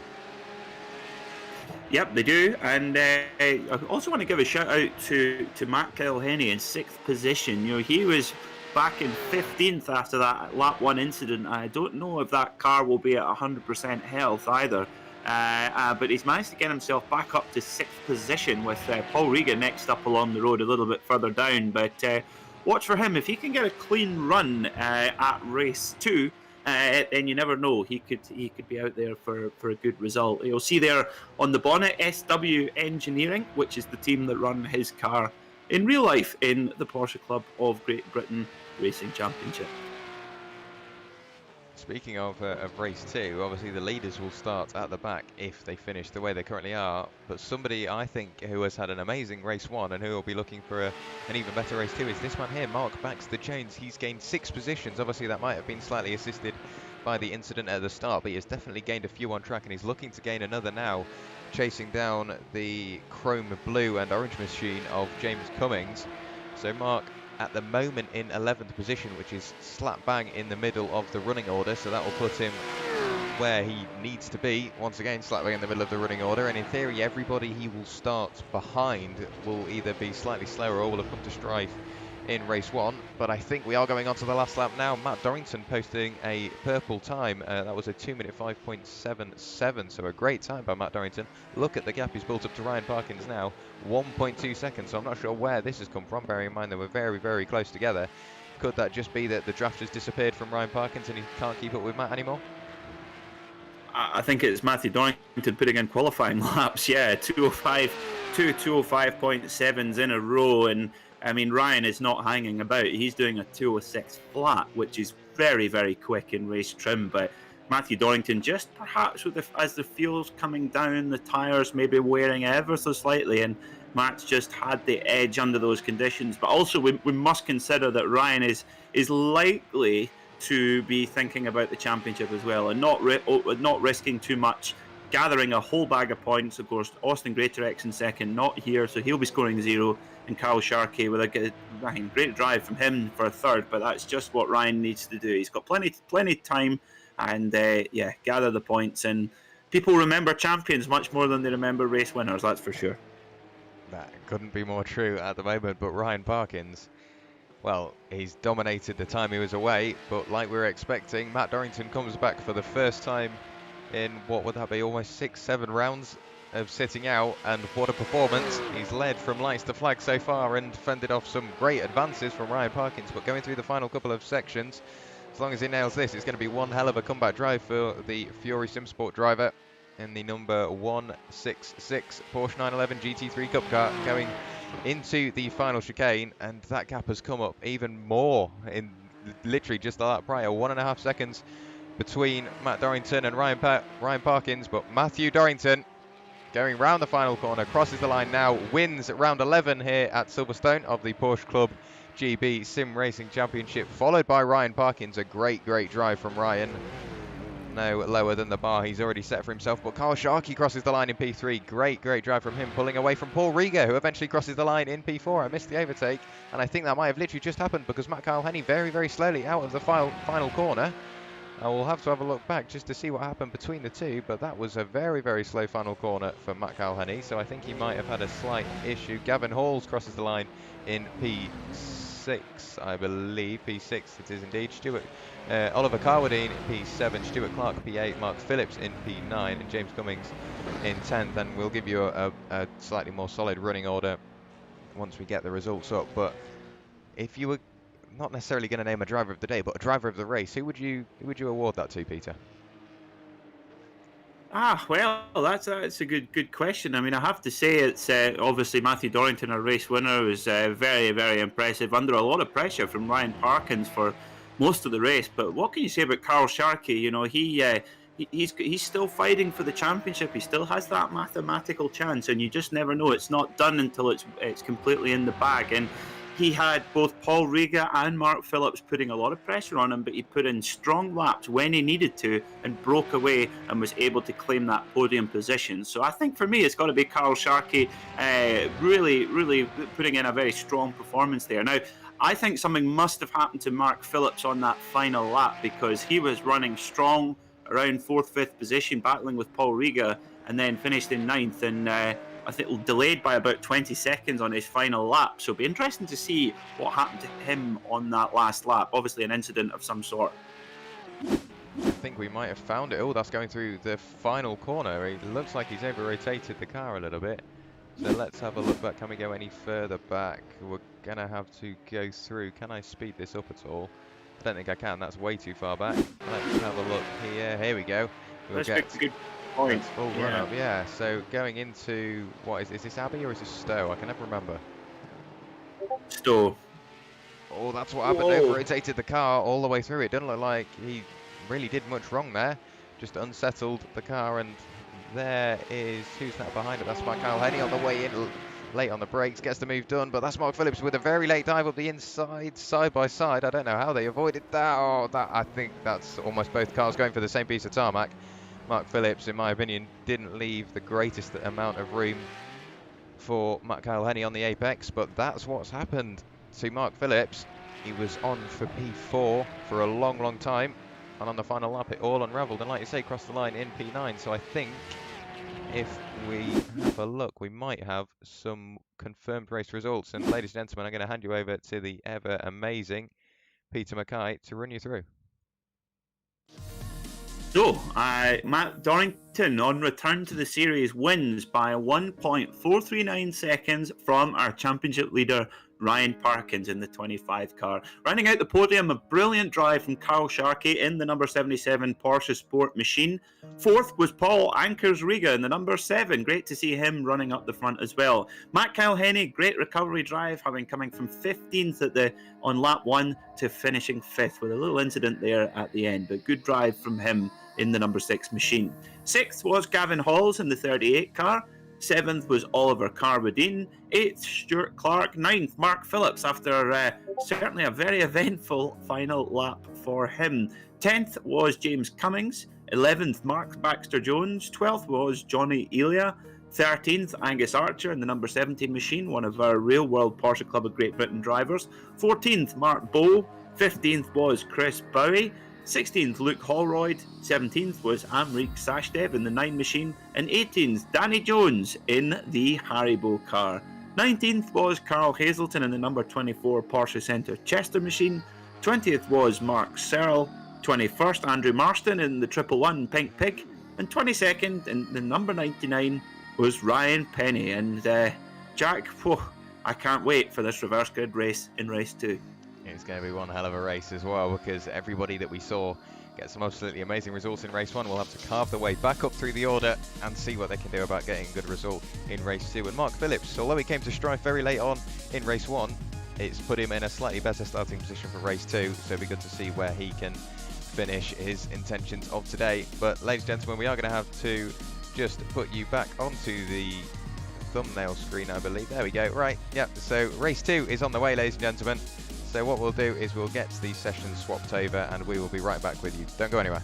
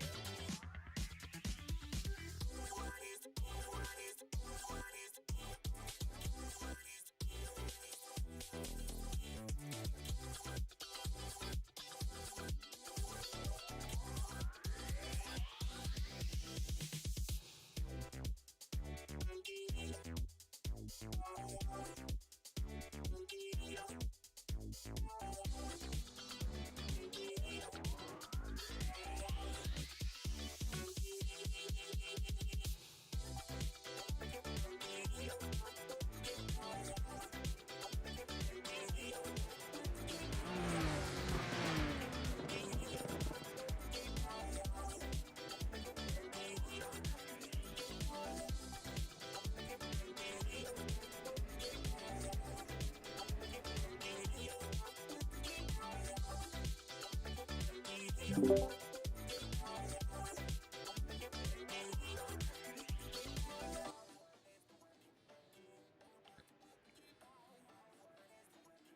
everybody and welcome back to Silverstone for rounds 11 and 12 of the Porsche Club GB Sim Racing Championship. And well, round 11 went well in race 1, and if race 1 is anything to go off for race 2, we're in for one hell of a ride, aren't we, Peter? We really are, and we're going to see our race 1 competitors for the win, Ryan Parkins and Matthew Dorrington, I'm sure making their way through the field with some gusto. But with what we have seen, and one of Ryan's one of the keys to his championship lead right now is his patience in these reverse grid races and not trying to force the issue past some of the more inexperienced drivers. And we saw that certainly at Zandvoort, where a large proportion of the field were caught up in a big wreck in a very tight part of the circuit, and Ryan just took it very safely and carved his way through. So it'll be interesting to see that. Now, a bit like what we had at Zandvoort, we've got this basically a sunset conditions race, and I have to say the sun setting over Silverstone. There's a alliteration for you. The sun setting over Silverstone. What a sight that is! It really is, and it just complements these Porsches. And I've said ever since they were released that they are the best looking car on iRacing. I don't know what it is about them. They've just got something else. It's almost like they're in like Ultra HD or something, but they just look amazing. And in this in the dusk of Silverstone with the lights on and everything, it just looks amazing. Like you said at Donington, at Zandvoort, pardon me, it really was one of the sights to behold. And if this is the plan for everywhere else, Spa's going to look amazing. And Brands Hatch, well, you heard last round, it's my favourite circuit in the world ever. If we've got these sort of conditions for race 2, it's going to be one hell of a weekend. Well, of course, iRacing is it's well known for its incredible realism. Every track is laser scanned, and every car is laser scanned. And there are other simulators that will, if they can't get hold of a certain car to laser scan it, they'll basically just make it up and off the cuff, basically. But iRacing don't do that. They laser scan every track and car on the service, and that's why it has such a reputation for realism. However, a lovely sunny sunset at Brands Hatch. It's certainly a rare occasion. It's certainly stretching the authenticism of the of the service to its limit. But I tell you what, though, Jack, the sun setting on Brands Hatch, it just reminds me of the final day of the British touring car season every year, and that is always a cracking sight to see, isn't it? Oh yeah, I remember last season. I stood in my living room watching that race, and yes, I was stood up because I couldn't sit down. I was too excited, and yeah, that came down to the last lap. And I'm hoping that nothing against obviously Parkins, but I'm sort of hoping that Sharkey really starts to get or steal the wins off Parkins, because I think that a last race championship battle would just be the icing on top of the cake for this championship, because we've seen lots and lots of close door-to-door racing throughout the season. And if it comes down to the final race, maybe not just for the lead in the championship, but for various other positions up and down the order, I think that will just produce some very, very close racing, and maybe some aggression we haven't seen from a lot of the drivers at any of the rounds prior. And this is sort of the key race, because after this you've only got Spa and Brands, and if you have a better result at Spa, everything relies on Brands Hatch. So you've got to make sure you get a good result here, just as a bit of a buffer in case anything goes wrong at Spa. Yeah, absolutely. It's never over till it's over, and well, we saw that, didn't we? Funny enough, talking of the British Touring Car Championship, we thought that coming into that weekend that Colin Turkington had it more or less in the bag, and after race 2 of 3, it looked like he was really very much not the favourite to win the title all of a sudden, and it can change incredibly quickly, and especially with our reverse grid race format, that can throw up all kinds of unpredictable results. So yeah, it is a very long stretch, but that's motorsport for you, isn't it? We've seen it so many times in the past. I mean, who would have thought mid-season that Dan Camish would have nearly won the British Touring Car Championship last year? And of course, my buddy Rory Butcher from Knockhill up in Scotland, he came into the final round at Brands Hatch a long way behind Josh Cook for the independents and was able to overcome over 3 brilliant races. So it's never over till it's over, is it? It really isn't. And these Porsches, much like in real life, you get some close racing. But I've got to say, it's been it's been even closer than I've ever really seen them in real life, because yes, I know they do race door to door and they can get very close, but it's something about sim racing that just gives gives the drivers out on circuit that extra little bit, maybe extra confidence that gives them that boost just to battle literally door to door. We've seen wing mirrors fly off, people have been battling so close. So I think that's great to see, and something that just caught me by surprise, and I didn't really take it into account. Obviously, we are going into the sunset and into the night, which means the track is going to be a lot colder. So it means that the tyres will have a bit more grip and the car will feel a bit more planted, and that's, well, point proven, because Matt Dorrington has just posted a 2 minutes 3.81. The closest driver to him is this man we're looking at now, Matt Kyle Henny, with a 2 minute 4.25, so almost half a second quicker just in the practice is Matt Dorrington. Yeah, that just shows you just how important the track temperature is, as our race organizer has advanced the session, so we won't see the entire 20 minutes of practice. We're not going to need it. Everyone's ready to go. But yeah, the lap times are going to be seriously fast here as we come into race 2. Let's see how they line up. It would be nice, wouldn't it? But I'm not getting any grid for some reason. There we go. So Ryan Penny lining up on pole position in the number 99 car, followed by Andrew Marston, Mark Searle, Carl Hazelton, Danny Jones, Amrik Sachdev. Luke Holroyd will be looking for a good result this race, followed by Chris Bowie, Mark Bowe, Angus Archer, Johnny Elia, Mark Baxter Jones. Biggest mover in race 1 was Mark. Then we get to James Cummings, Mark Phillips. He's in a good position to grab a good result in race 2. Stuart Clark, Oliver Carwadine, Gavin Halls, Matt Kyle Henny, Paul Rieger, Carl Sharkey, Ryan Parkins and Matt Dorrington will all be on charges up through the order. So a very brief run through the grid, because I don't think we'll have much time to see any more of that, because, well, the race is only going to get underway very shortly. We're now looking at Matt Dorrington blinking in and out a little bit. I think he might have returned to the pit. So I wonder what's happened to Matt there. That's really not good this early on into the race, or into the gridding phase, but there we go. The lights are coming on now, so race 2 here at Silverstone, round 12 of the Porsche Club Sim Racing Series is underway. Great start from Ryan Penny, Mark Searle left standing. Andrew Marston got a good result as well. That's Danny Jones spinning up through the order. I think he might have been collected by Amrik Sachdev as well, but Andrew Marston got a good result. Don't know how he managed to get through that. There's more incidents further back. Mark Searle is being surrounded by everybody else. Let's have a look to see what happened. Danny Jones is back. Oliver Carwadine, the last of the runners. It looks like he's got quite a clean car as well, so I'm not sure what happened between the two of those. I think we've had an incident further back as well. James Cummings is dropping through the order. Everybody's swapping so quickly I can't find. That's 5 wide going through the hairpin. That's Amrik Sachdev on his side. That's somewhere you don't normally see him, and that's our championship hopeful, Matt Dorrington, sideways in the circuit. I don't know how he recovered that, but Ryan Parkins is now importantly in front of Matt Dorrington, very close between the two of them as well, because Stuart Clark's sideways in the road as well. And, well, we thought race 1 start was very sort of on edge. Race 2's just been full of it, hasn't it, Peter? The reflexes there from Ryan Parkins to avoid Stuart Clark spinning in front of him, leaving virtually no room for him to go, as we see, I think that was Luke Holroyd possibly, or Gavin Halls gives, the pink pig goes flying. So yeah, there you go, pink pigs can fly here, as he gets a big old help into the barrier. Unlucky for Andrew Marston in the pink pig, but Ryan Parkins, incredible reactions there to avoid Stuart Clark, and Matthew Dorrington also making sure to give him the room to avoid that incident as well. But yeah, it couldn't be anything else than a reverse grid race, could it? Just all sorts happening here at Silverstone, and we saw Danny Jones get a good start, but moving right across on Mark Searle and getting turned around, just not giving enough room there off the start.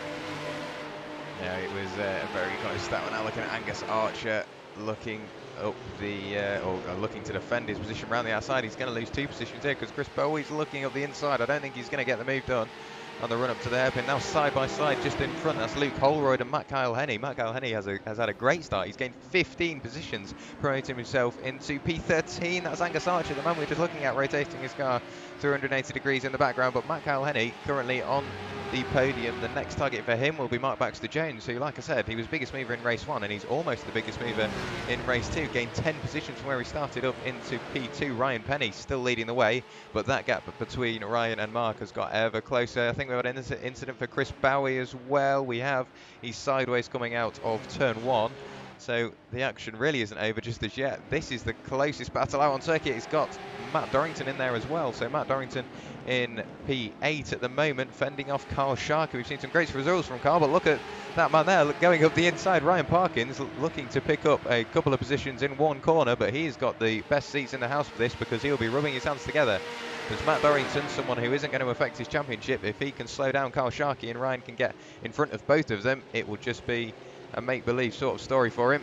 But Ryan currently in P10, looking for P8 at the moment because the two most important drivers are P9 and P8 just in front of him. But the leader, Mark Baxter-Jones, still out in front. Actually, Mark Baxter-Jones has taken the lead. Where's Ryan Penny gone? There he is. I'll see whether I can find that swap for position. It didn't pop up on the event viewer, so sorry about that, everybody. Ryan Penny really dropping down the order, so I think he might have some sort of damage. But, well, hectic sort of lap 1 and almost a hectic lap 2. I'm not sure how we're going to manage the rest of the race. Yeah, it certainly is, and we see Mark Phillips there in 5th position, flashing the lights furiously at Penny, obviously trying to distract him slightly, but moves straight on through. And Mark obviously wanting to make amends after a disastrous last lap in race 1. And Luke Holroyd, Mr. Porsche Sport himself, up to 3rd, but watch Matt Kilhenny, he's up into 2nd already. But for Parkins, our championship leader, he's just where he needs to be honest. He doesn't need to take any risk here. He's got Carl Sharkey, his only really contender left in the championship now, right in front of him there, so he can just keep an eye on him and just keep his nose clean. It's all about, that's what we've seen. That's been the key to Ryan's championship challenge. Keep the nose clean, stay out of trouble, and just take your time and trust your pace as well, because he's got a lot of pace under that car, and he's following a guy with, well, plenty of pace to spare as well, Matthew Dorrington. So he's just where he needs to be at this point in the race. He really is, and he's doing a great job of it as well, because him and Matt have gained well over 10 positions. Matt has gained 14 from where he started, so Ryan will be more than happy just to sit and follow him. But Carl Sharkey has gained 13 as well, gained 13 positions from where he started, and well, we're going to have to add that to a list now, because I'm not sure, I think that might actually just be a back marker of possibly, is that Andrew Marston? No, Andrew Marston's in the pink pig. I'll have to try and figure out what's happened there, but Luke Holroyd and Mark Phillips have swapped positions. That's Mark Phillips now promoting himself into P3, the final spot on the podium.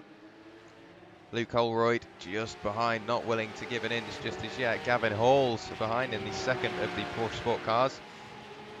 Well, he's got to make a decision here. Is he going to sit on the tail end of his teammate and help him battle Mark Phillips, or is he going to drop back into the clutches of Carl Sharkey? Either way, he's going to have his hands full. But Carl Sharkey, it's a Porsche Sport. I've just noticed Porsche Sport P4, P5 and P6. Yep, so they can all work together. It kind of reminds me of the 3 quick fit Ford Mondeos. So they had a commanding position in the British Touring Car Championship 20 years ago with Rydell and Menu, and was it Anthony Reid, I think, that was also in that team. But anyway, back to Porsches now. Look, I tell you what, Mark Phillips, he's obviously driving with real gusto in this second race after such a frustrating finish to the race 1. He's really on a charge here, as we see. Dorrington takes a look up the inside of Carl Sharkey. Now, the thing about Carl Sharkey is he's fantastic at defending his position. We saw it so many times in the 12 Hours of Snettersnit charity races. Ryan Parkins has a good look at Matthew Dorrington, but thinks better of it. But yeah, catching up to Carl is one thing, but getting past Carl Sharkey is one of the hardest drivers in the field to make a pass on. And Dorrington clearly bearing that in mind and not trying any silly moves just yet. No, that really would be what you need to do, bearing in mind you're going into this weekend hoping that you can come away with the championship. I don't think it's possible anymore, but it doesn't mean he's going to slow down. He's really got to keep the pressure on, keep on getting every little point he can, because at the moment he's where he doesn't exactly want to be. Carl Sharkey is in front of him, the closest driver to him in the championships, I do believe. But Carl Sharkey in P6 at the moment, chasing down Luke Holroyd, who's Porsche Sport teammate, who, well, he still hasn't quite decided on what he wants to do. I'm sure he's pushing as hard as he can to catch up to Gavin Halls in the number 38 machine. but nothing has come avail just as yet. See, it says 38 on the timing, but oh no, yep. Sorry, I was getting my numbers mixed up. He is in the number 38 car. Mark Phillips is in the number 17, just ahead. And the leaders are quite close as well. Matt Kyle Henney now in the lead has taken Mark Baxter-Jones. So Matt Kyle Henney gained 17 positions from where he started. You said at the start of the race he'll be looking for a good result, and I think he's, well, pretty much already found it, not even halfway into the race, Peter. Yep, he's been able to get his way through, keep his nose clean in the opening laps, which has sometimes been Matt's slightly Achilles heel. He's just been sometimes got into a couple of unfortunate incidents in races where he's really had the pace to drive for the win, and well, here he is out front, and he's just got to run his pace consistently now, and he should be able to cruise home to this win as we approach half distance. But the only driver I would pick who could maybe catch him possibly would be Gavin Halls, because when Gavin is on it, he is as quick as anybody in this championship. So if Gavin can put together some big laps, as we see. Oh my goodness me, that's commentator's curse, isn't it? Oh my goodness me, I'm sorry. Matt Kyle Henney, the number 10, has had a spin coming into Stoke Corner. A similar incident to Mark Phillips, just gets it wide onto the marbles, and round he goes. And oh, speaking of Mark Phillips, Mark nearly collects him there as well, and that allows Gavin Halls through. So speaking of Gavin Halls, he's now in the driving seat to go through and win this race. He really is indeed. All he's got to do is bridge that 2.5 second gap he's got up to Mark Baxter-Jones. But while we're looking back, we'll have a look at the start actually, because I'm quite intrigued as to see just what happened. So we'll find a camera that works. We'll go in slow motion just so you can see everything, and then I think a bit of blimp cam. That's a little too slow, Jack. Let's see what this is like. So we're looking at Luke Holroyd. Let's have a look at Danny Jones just to see what happened there. There's Mark Searle. He just cut across the nose of Mark Searle, and then Amrik Sachdev hasn't got anywhere to go. Paul Rieger is already in the pits from there. Here's Mark Searle once again after that incident, really dropping back through the order, so I think he might have had quite an early on incident. Carl Sharkey a little further back, keeps it nice and clean. Danny Jones, he's already back into the pit lane from there. Johnny Elliott, I think that was a little nudge to the tail end of Amrik Sachdev. We'll keep an eye on. Oh, Amrik, wow. Everybody just sandwiched together, and Amrik just grabs the tarmac a little too hard, and there you go. And you saw Matt Dorrington there, got very, very lucky. Nearly over-rotated the car, but almost got straightened out by Stuart Clark. So quite a lucky escape. Well, quite a lucky escape for Dorrington, but Stuart definitely not. Clear back live now. But Matt Dorrington still in, well, Matt Dorrington's in 4th position after that incident, a little further up.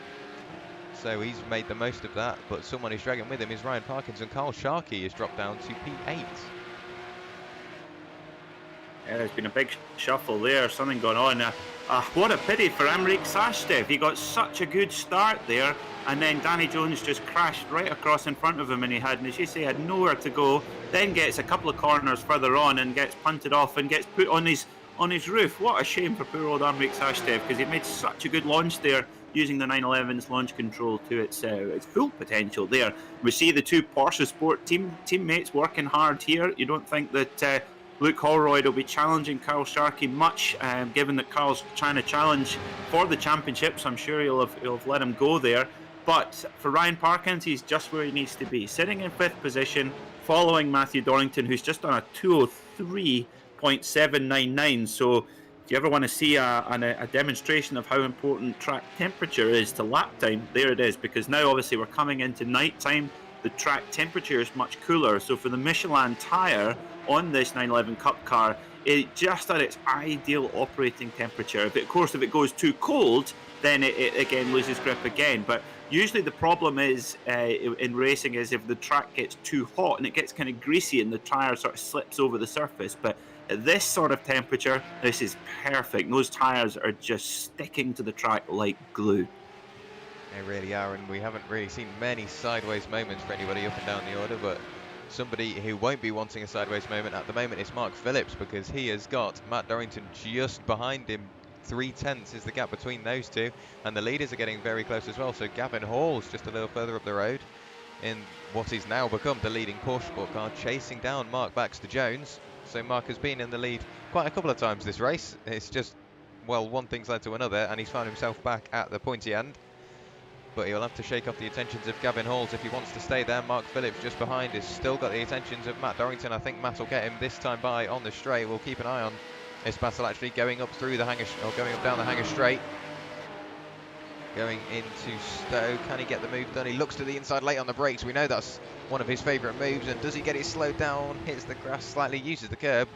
Great move from Matt Dorrington, found the room and didn't give Mark Phillips any opportunity for a cutback, but the lead just a little further up the road. We saw it there. Mark Baxter-Jones goes deep into the final chicane. Still just about leading the way, but he doesn't get the best run through there. Gavin Halls will have the momentum, takes the wider line through the final corner, crosses the line now to go on to lap 6. On the run up to turn 1, Gavin Halls just about had the run, but has to pull out of the move, and I can't see Baxter-Jones staying in the lead for long, but he's just blinked out and he's blinked back in. That really won't be what he's wanting. I can imagine it's quite distracting for Mark, but even more so for Gavin, because he won't trust that Mark hasn't just dabbed the brakes. But I can't see Mark staying in the lead for much longer, Peter. No, and also Gavin Halls as well. His car is looking pretty second hand. He's obviously had contact at some point, and Matthew Dorrington on a real charge, another 2 minute 3.7, which is absolutely electric quick around the Silverstone circuit in this car. Incredible drive today from Matthew Dorrington, and yeah, very impressive indeed. That was Gavin Halls taking the lead, well, just about going around the stadium section through onto the old start-finish line, and Gavin Halls can't quite get P1 away from Mark Baxter-Jones, but he's left himself vulnerable to Matt Dorrington now, and if he can get the run of the gods, he might just get into the lead, but no, that's contact between the two. Matt Dorrington, that's a big hit for Matt Dorrington and Gavin Halls. Matt into the wall very hard. Gavin Halls, has he carried on going? He's got the car stranded in the middle of the circuit. Can he grab a gear and carry on? I don't think he can. There we go. But that, like you say, you were saying that car was looking a little second hand, and well, the only thing you can advertise that for is scraps at the moment, I think. But a big hit between the pair of those two. We'll have a look back at that in a little while. But that now means Ryan Parkins is up into P2. And I can imagine within the next couple of laps, with only 5 minutes of the race to go, Ryan Parkins will add another win to his name if he can get Mark Baxter-Jones. But look at the gap between Ryan Parkins and Matt Kyle-Henny. That really has opened up. Yeah, Matt Kyle-Henny, he's recovered well after that little incident, crashing from the lead, and he's able to just fight his way back up again, and he'll be really pushing to try and catch Ryan Parkins here. But look at that, Ryan, even though, what's happened to Amrik Sashdev there? He's taking a big run over the grass at Maggots, Beckett's and Chapel. And he's pulled reverse gear. Wonder what's happened to Amrik there. But yeah, it'd be interesting to get another look at the incident with Matthew Dorrington and Gavin Halls. It all happened very quickly. It was hard to see what actually happened, and yeah, it's strange. It looked like Gavin sort of pulled over in front of, maybe thought he was clear, went to defend, and then just, maybe thought he was clear, and just basically snipped the nose off. Yeah, looks like, because Matthew Dorrington doesn't change his line. He's driving perfectly straight, and then Gavin moves over to the right, just, I think, perhaps thinking that he was clear, and then just clips the front, and that set them both into bit of an incident, and Mark Phillips there having to take evasive action on the left-hand side. And look at that, Ryan Parkins, number 25, very much the benefactor of that incident. It really was, and let me see if I can go live again. There we go, just as the change for the lead happens. What time to go live? Ryan Parkins round the outside of Mark Baxter-Jones, so Ryan Parkins inheriting the lead. And well, we've seen Mark Phillips he's had to take quite a lot of evasive action today, and every time he's made it work, and well, it's worked for him in more than just one ways, because he is now up into 4th position. And the way Mark Baxter-Jones is going, which sadly is only backwards, he might be on for a podium. Only 4 minutes, well, 3.5 minutes left of the race to go, so it'll take quite a big incident or quite a lack of pace from Mark Baxter-Jones for Mark Phillips to get onto the podium. But stranger things have happened. We've got to remember Carl Sharkey, the recovering Carl Sharkey, I may add, is now in 5th position, trying to chase down Matt Kyle-Henny. 1 second between the two of them. That's Matt Kyle-Henny going very slowly. What's happened to Matt? I think he might have had an incident, Peter. Yeah, it's certainly been an action-packed day for the number 10 car, the Zante Porsche of Matt Kyle-Henny. I wonder what happened there, just maybe ran a little bit wide, but the car looks relatively clean, but just had a couple of wee incidents. But that's good news for Carl Sharkey, moving up into 4th position now. Just a little update on the championship. Ryan Parkins, if he stays where he is and is able to convert this race win here, he will take 46 points away from today's action. Carl Sharkey, he had 18 points from his third place finish in race 1, and at the moment currently sitting in 4th place, which would bag him a further 16 points. So by my maths, that would mean that he'll come away with 34 points from the day. Now that would mean that Ryan Parkins only gets a jump of 12 points over the day, so that will set us up for a kind of rematch, if you like, at Spa-Francorchamps next week. I'm sure we're all looking forward to that, because today's been action-packed, and, well, Spa, it's a circuit which, when you get it right, it's a beautiful circuit to drive, but I can imagine it doesn't work well for a car, maybe not as easy to drive as this. So a rematch at Spa is maybe what we need. It might just sort of be polar opposites in terms of ability for these drivers around there, but Mikael Henny has really dropped off the pace now, so I'm not sure what happened to Matt, whether that's some sort of outside issue, but I don't, his car's, like you say, looking fine. No sort of bent or broken parts aboard that 911 Cup car, but he's sort of dropped off the pace now. Carl Sharkey's built up that gap to about 0.8 of a second, 1.5 seconds up the road is Mark Phillips, who he's avoided everything he needs to, and there you go, he's on the podium. That's what he needed, and the next target for him is just there, Mark Baxter-Jones. But look at the size of that lead now. Ryan Parkins got the job done around the outside of Mark Baxter-Jones, and now he's 2 seconds to the good and driving away with it with what will only be 1 lap to go. Yeah, Ryan Parkins, he has checked out, validated his car park ticket, and he is off home for what's going to be another dominant victory. And well, it's again another really good thinking drive from Ryan Parkins. He's had to come through a lot of incidents in front of him, and you can see there's looks like there's been a slight bit of contact to the rear, very minor, but it just looks a little bit on the back of that car, but very minor if there is. But yeah, again, he's. I actually think, to be honest with you, Jack, I think that Ryan Parkins has won this championship, or put him in the position to win this championship, through his performances in the reverse grid races, not just in the race number ones. It's been very much how he's been able to somehow stay clean in most of these reverse grid races. Yeah, definitely. I see what you mean. There's been a more or less unfortunate trend of the reverse grid race twos, where it's quite busy at turn 1, let's go with. So there's lots of work to be done for the guys starting a little further back, and Ryan Parkins has done a great job, just carved his way through the carnage, not been too aggressive, just lifted off, maybe changed down a couple of gears to slow himself down and carve his way through whatever's left, and that just seems to work for him. But look at the gap between the two a little further back now. That's Mark Baxter-Jones and Mark Phillips, really close now, and Carl Sharkey has now got Mikael Henny once again back on him. So, well, the podium still isn't settled, and we're going into the final half a lap. Yep, the white flag will be out now for Ryan Parkins. But look at this, Mark Phillips. He's really come of age in the last couple of rounds. Really impressive drives at Zandvoort. Good drive in race 1, just a slight mistake on the final lap, but he's really charging. You can just tell in the body language of that car just how confidently he's driving it. Oh dear, Mark Baxter-Jones gets a bit of a blink out there, and Mark Phillips goes to the outside, coming down to Stowe. Oh, this could be tight coming into here, but Mark Phillips driving really confidently, and look at that, Carl Sharkey fighting for the championship, not giving up here. You never know, he could pick up a scrap here. He really could, going into the final corner. Ladies and gentlemen, our winner though, Ryan Parkins, going through the final corner now. There we go, carves his way through. Great drive. Ryan Parkins crosses the line in P1 at race 2. How does everybody else shape up? Mark Baxter-Jones just about keeps second position. Mark Phillips this time manages to cross the line where he wants to and round out the podium in 3rd position. Carl Sharkey crosses the line in 4th, and Mikael Henny does a great job and crosses the line in 5th. Luke Holroyd, another Porsche Sport car, crosses the line in 6th, followed by James Cummings and Matt Dorrington. Well, that seems to be the way his race is going, by the way he's taking that first corner. It was lots of sideways action and got caught up in a unfortunate incident at what would be turn 4. But that was quite the race. It was very busy for pretty much everybody involved, and whether that be going through the first couple of corners, but it was, even if you worked your way through that, you definitely weren't out of a battle, were you?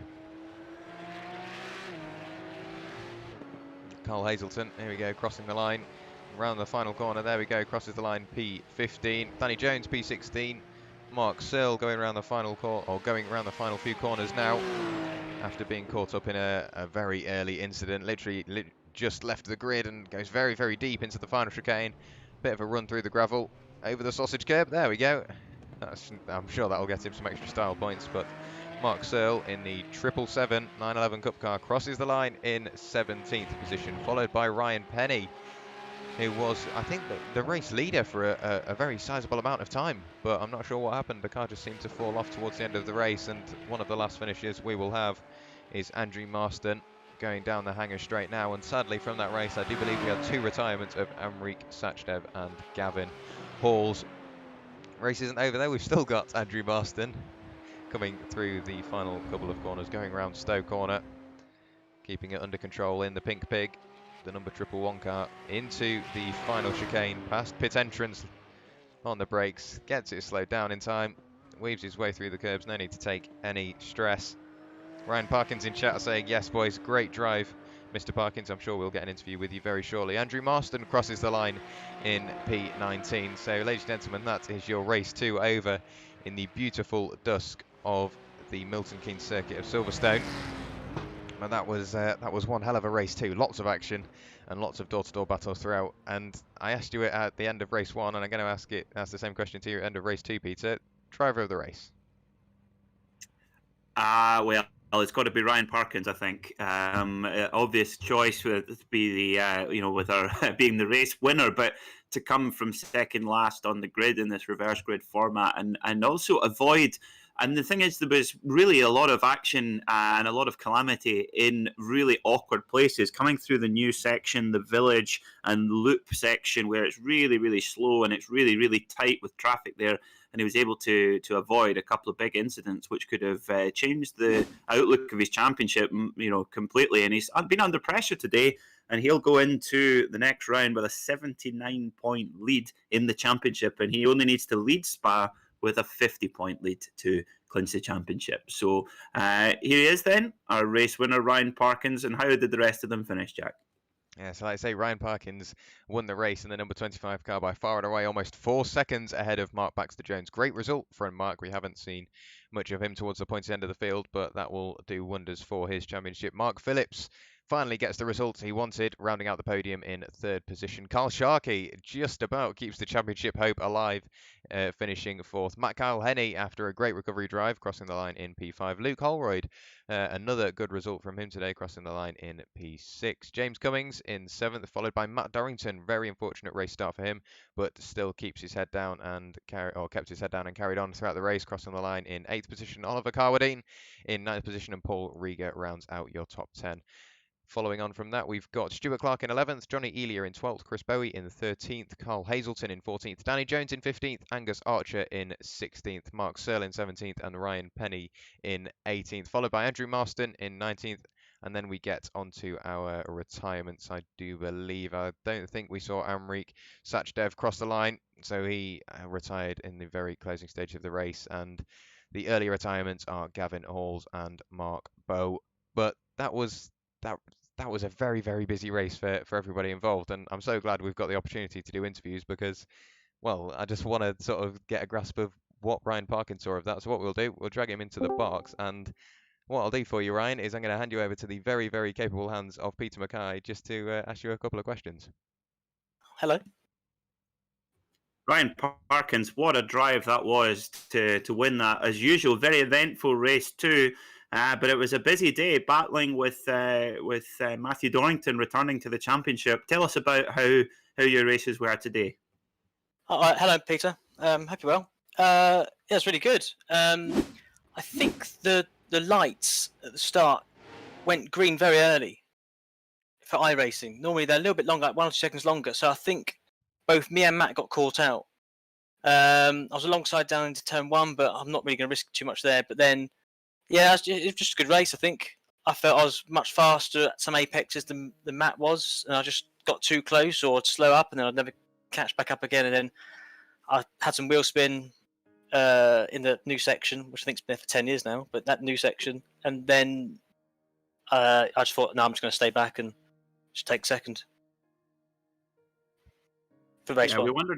we did wonder about that with Dorrington in race one, where that was the case. Now, Ryan, you got a 79-point lead by my maths, which probably means that's incorrect. But by my addition, it looks like you're got 79 points going into Spa with only needing a lead of 50 to do that. How are you feeling going into Spa with the possibility of becoming the inaugural Porsche Club of Great Britain sim racing champion? I'm really, really looking forward to it. Obviously, it's been great to do it today, but obviously it's an extreme long shot for it today. And obviously, Carl done another great job. Shame Austin isn't here to come and defend it. But I'm looking forward to it. I think I'm quite handy around Spa. Thousands and thousands of laps. I'm just really looking forward to it. Can we do it now? I'd love to get it over with, please. It's quite stressful during the week. Well, hopefully there's enough of a gap where you can relax, Ryan. But of course, driving around Spa in any conditions is always a joy, isn't it? Now I know there's a few people who are represented on your car while you're live here on Simracersworld TV. Who would you like to give a thank to while you're live on the broadcast? My old man, Huntbridge Building, Stig from KBO Pictures, Kate Harry Crew, and Angelica Pacello. Also, you guys are putting the broadcast. It's brilliant. You know, we talk during the week, Peter. It's lovely. I really enjoy everybody and everyone in the Porsche Club GB Discord. Everyone's really nice, help each other out all the time, and there's lots of good banter. And you know, if we're staying next to each other, we punch each other in the ribs the whole time. I think with everything that goes on, it's brilliant. And yes, this has really brought my hopes up from the whole of lockdown, you know, until all other industries get back running. But yeah, really looking forward to next week. Thank you. Well, thank you very much, Ryan, for the kind words, and looking forward to seeing you up here in the commentary box next week, hopefully as Porsche Club Great Britain champion. Thank you very much. Cheers, guys.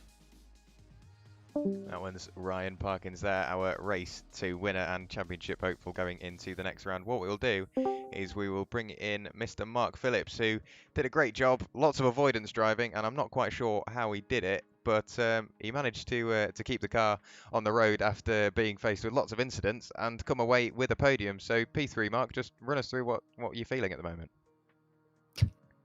Well, that was a lot of fun today, wasn't it? There's some very, very tense moments there that I wasn't expecting. Thoroughly good fun. Race one was such a good laugh. I had to defend hard against Carlo. I knew was far faster than me. And then the last couple of laps, I could feel that my tyres were absolutely shot. And was it going into Stowe where I lost it with Paul Rieger right behind me? And it was going okay, but then I think trying to regain one of the corners, Matt Kyle-Henny was also trying to regain the corner, and there was only one of us was going to win that, and it wasn't me. But race two, cracking start. It was quite good fun racing through the dark as well, and I think the tyres lasted somewhat better because of the cool conditions. Really enjoyed that. Lot of fun today. Yeah, it did look like it. It looked like you were quite busy behind the wheel of your Porsche, and somebody else that was quite busy following you specifically was Matt Dorrington, somebody who won race one, and we know he's very quickly. There was something about you that he couldn't quite get a grasp on because he was really struggling to get past you. Was that something you'd sort of maybe practiced, or something that you just sort of did instinctively of defend from the quick guy behind and see where it leads you? I think the thing that I've always realised all along, Jack, is that actually I'm not the fastest driver. I've managed to get my position where I am in the championships at the moment by staying out of trouble a lot of the time.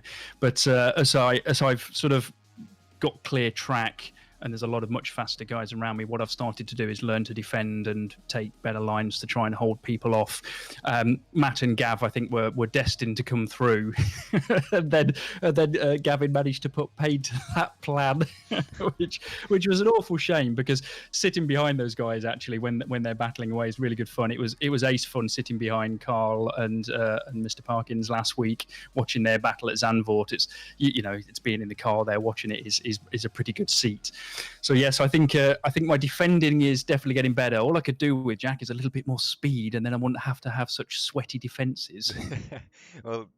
Well, if you told anybody you didn't have any speed, I'm sure they wouldn't believe you, because you've got yourself a podium and you're ahead of the names of Carl Sharkey, Kyle-Henny, Dorrington, everybody that just seems to be towards the pointy end of the field in every race, and well, you're doing something right because you're on the podium. But next week, rounds 13 and 14, we go to Spa. What's your sort of views on Spa? Is it a circuit that works for you, that you gel with quite well, or is it going to be just sort of a race that you sort of loathe for the entire time and you just can't wait till Brands? I think it is one of those Marmite tracks with a lot of folks, isn't it? When we were planning the season, we did a questionnaire, and we had about 15 tracks on there, and asked people to pick their top 6, I think. And from that bunch of tracks, we then got the results that we have. And Spa, I think it was either the top or the second favourite track of everybody who did that questionnaire. So there's a lot of people who are really, really looking forward to Spa. I'll admit I am one of them, actually. I do really, really like Spa. And now that I've said that, I've probably cursed my race next week, and it will probably go absolutely terribly. But I am looking forward to it. It's a great circuit, and especially in the Cup cars, I think it feels wonderful. Lots of corners that it takes a lot of practice to get right, and then when you do get it right in the Cup, it feels fantastic. I'm sure it does. I've personally commentated on an absolutely amazing Porsche Club race at Spa, and my God, it's just a car track combo which on first glance maybe you don't think could work, but it really does. And I'm really looking forward to seeing you get another good result. Let's hope and let's hope we see you on the podium once again, hoping not to push any more commentators' curse onto you. But while we've got you in the box and in the broadcast booth, is there anybody you'd like to thank or shout out while you're on the stream? Yeah, I think there's a whole bunch of people who are behind the organisation of this sim racing series. I know Peter jokingly calls me the Bernie Ecclestone of PCGB sim racing because I was the person who instigated it. But it's rarely one person who keeps it going, and there are so many folks who are doing a really good job. You know, Gavin Halls and Matt Dorrington. Their work with helping others to get faster is absolutely fantastic. Carl Sharkey does lots of backroom admin stuff. There's all sorts of button presses and clicks that happen thanks to Carl. I've got to say thanks to my wife as well, of course, Sally, who has discovered a love of motorsport thanks to you guys. It's the excellent commentary that you put on with this show that's kept my wife sitting watching this every week. And only yesterday she says, I can't wait for the racing to come back tomorrow. I'm really looking forward to it. So kudos to you guys as well for that. So thank you very much. Thank you very much for all your kind words. And, well, we'll see you at Spa. See you next week. That was Mark Phillips. Sorry about that noise, everybody. I thought my Discord was on streamer mode. So if everybody's just looked at their Discord voice chats, I do apologise. But that was Mark Phillips, our eventual P3 finisher, and that was one hell of a race, or one hell of an afternoon of racing, Peter. And going into Spa, we're definitely in for a treat. Oh yeah, Spa for many is the circuit in the world. It's got everything: fast corners, technical sections, and yeah, it's particularly with sports cars. It's a very, very special place in so many ways. So I think it's going to be a real treat, almost like a kind of end of term treat for our drivers to go to Spa and then to Brands Hatch. I mean, two more different circuits you couldn't get, but neither less or more special than the other. So yeah, I think obviously it's going to take something very strange for Ryan Parkins not to be crowned champion, but you never know if he's ever got to miss a round for whatever reason and Carl Sharkey has a good weekend. All of a sudden we go to Brands for a last round showdown, and as we discussed on the broadcast, that opens up a whole new can of worms.